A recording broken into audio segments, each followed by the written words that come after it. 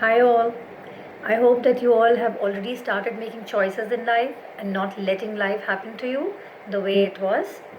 Today, we are going to talk about being mindful. It's been very beautifully said by Rachel Carson.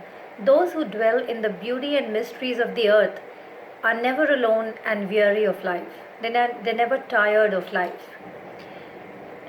I want all of you to ask yourself a question. Do you actually look at the things around you while walking on the street? Do you notice the trees? Do you notice people walking? Do you notice the flowers which have just blossomed? Do you notice the air around you? Do you notice the clouds of the sky above you? It's okay to be preoccupied by the things in our mind. We all are living a busy life these days. However, we should not be forgetting ourselves in this process. We should be mindful and we should enjoy the things which are around us. Again, connecting to my last thing, being mindful is a choice. If you feel you're not a person who notices everything, every natural thing around you, then that certainly doesn't mean that you can't be that person. You can practice mindfulness. And what better time than this?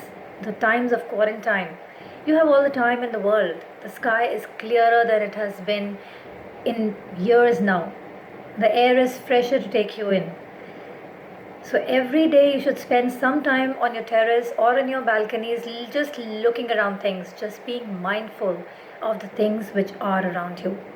And if you get time, I request all of you to an essay written by Helen Keller, 3 Days to See. I'm sure most of you know already about Helen Keller.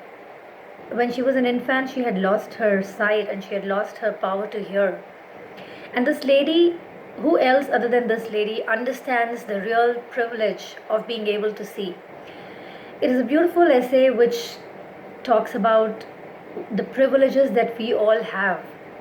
In this essay, I remember she's talking to one of her friends, and she asks her friend. So this friend of hers has just returned from a walk from in the woods, in the forest, and she asks the friend, "So what did you see in the forest?" And the friend says, "Well, nothing in particular."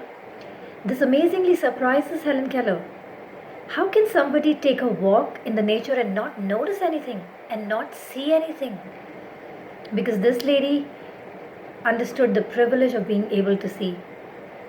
And now it's time we remind ourselves the privilege of being able to see, of being able to feel everything which is around us, and understand that we are not a machine.